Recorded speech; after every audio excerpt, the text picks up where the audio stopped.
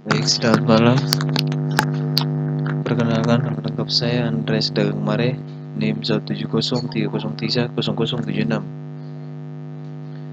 Saya dari Sosiologi kelas B semester 9. Saya akan membuat video parodi dengan tema Bersama Terpisah Karena COVID-19. Mata kuliah Perencanaan dan Kebijakan Sosial yang diasuh oleh Bapak Lesarus Jamat.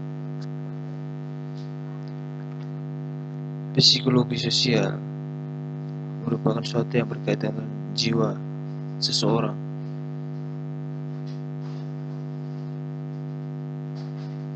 COVID-19 di sini ada dua relevansi, yaitu antara kelompok mayoritas dan kelompok minoritas, di mana ada dua hal yang diperhatikan di situ, di mana yang akan diperhatikan adalah berkaitan dengan pemakaian masker dan isolasi mandiri. Pertanyaan, apakah seseorang yang memakai masker itu benar-benar mempunyai manfaat? Ya, kalau menurut saya benar ada manfaatnya, karena dapat meminimalisasi penularan COVID-19. Artinya COVID-19 dapat diantisipasi. Walaupun secara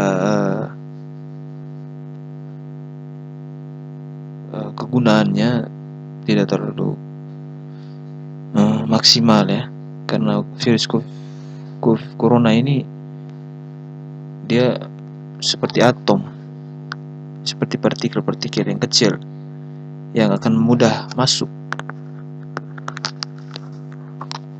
Jadi masker ini punya manfaat walaupun hanya sedikit saja. Kemudian mengisolasi diri. Mengisolasi diri ini juga salah satu hal yang penting.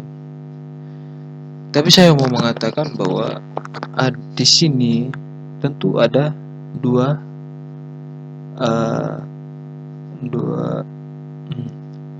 kelompok antara minoritas dan mayoritas.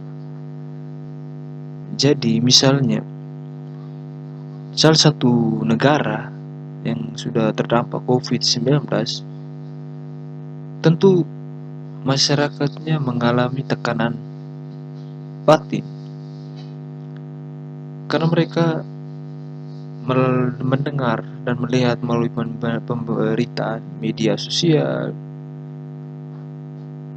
seperti TV, untuk YouTube, internet, itu secara tidak langsung membuat mereka shock, membuat mereka takut, sehingga ketika salah satu kerabat, salah orang teman mereka, teman kerja sudah terdampak COVID-19, otomatis mereka kan pastinya semakin panik, takut, apa saya nanti kena COVID, apa saya juga nanti tertular. Beragam macam pertanyaan yang akan menghampiri mereka, yang akan muncul dalam pikiran mereka. Ini sebenarnya tidak boleh, tetapi ada orang-orang tertentu yang mungkin bekerja sama dengan pebisnis yang kaya, atau orang-orang yang punya andil atau kuasa ya, yang bermain di dalam itu bisnis itu. Tentu mereka akan merasa bahwa hal itu biasa,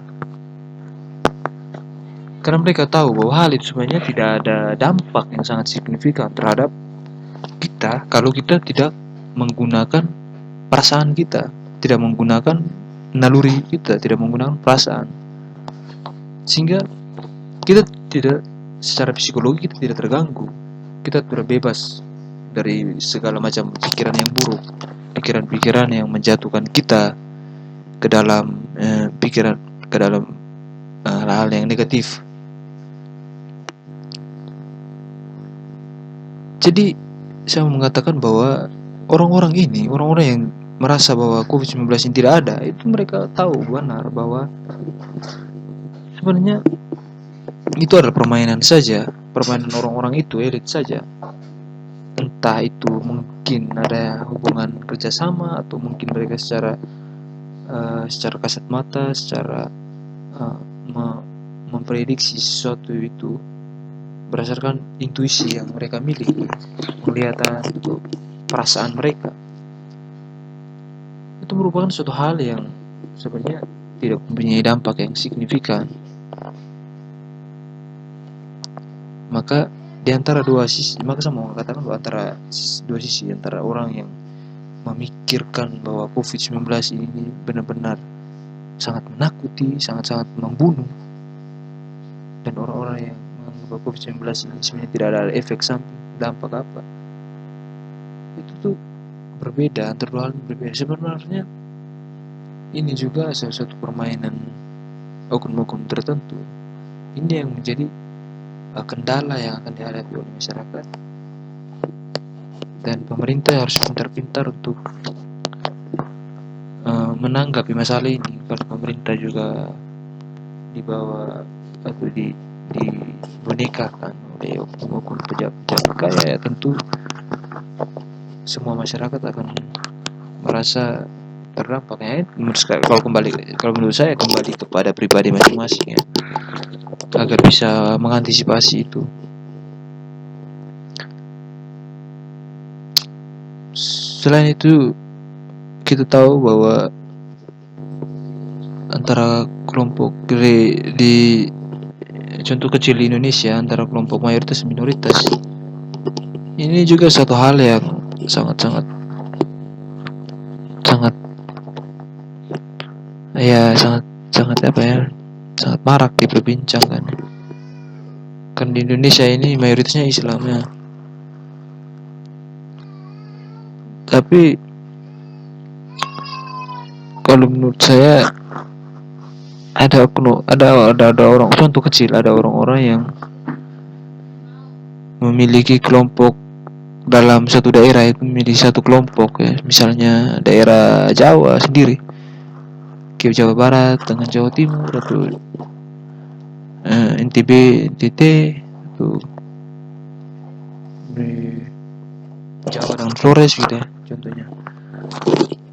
Jadi di situ ada satu usaha orang-orang di kelompok luar, bagaimana mereka mencari sesuatu cara untuk bisa menularkan COVID-19 itu kepada daerah-daerah lain. Artinya bahwa pemberitaan di media sosial itu akan dijadikan sebagai alat bantu untuk bagaimana memancing dan memanipulasi data, kemudian secara sadar ataupun tidak sadar akan membuat masyarakat shock. Nah, di sini mereka mudah masuk ke dalam kegoncangan psikologi yang ada di dalam daerah tersebut. Misalnya di daerah Flores. Di Flores kan dikenal dengan daerah yang panas, gersang, masyarakatnya juga malas tahu, artinya tidak terlalu percaya juga yang ada yang COVID-19. Tapi karena ada sentimen atau mungkin merasa bahwa kenapa kami sendiri yang kena, mereka tidak, kayak merasa ada cemburu sosial begitu, sehingga bisa saja orang-orang yang di Jawa menularkan COVID-19 itu ke Flores, sehingga orang Flores juga tertular COVID-19. Ini juga merupakan salah satu faktor bagaimana COVID-19 itu disebarluaskan. Itu faktor yang pertama itu kan tadi perbedaan daerah, geografis, iklim, budaya, semua itu kan memunculkan kecemburuan sosial, sehingga COVID-19 ini seperti yang tadi saya katakan itu sebenarnya kalau menurut saya sebenarnya tidak ada, misalnya sebenarnya tidak boleh terlalu panik sebenarnya. Itu semua bisa dilalui, dijalani dengan obat-obat tradisional, obat sederhana. Hanya karena terlalu panik, terlalu ditekan, ya sehingga membuat kita mudah jatuh dan mudah depresi kemudian stres, cepat meninggal. Jadi saran saya, antara kelompok minoritas dan mayoritas ya kita tidak perlu respon lah, kita tetap jalani kita punya hidup masing-masing dan tidak boleh respon dengan pengaruh-pengaruh dari luar. Dan pemerintah, sekali lagi pemerintah harus tegas, pemerintah harus benar-benar selektif, dan pemerintah harus benar-benar adil, dan pemerintah harus benar-benar menjadi tombak kesejahteraan masyarakat. Sekian dan terima kasih. Selamat malam.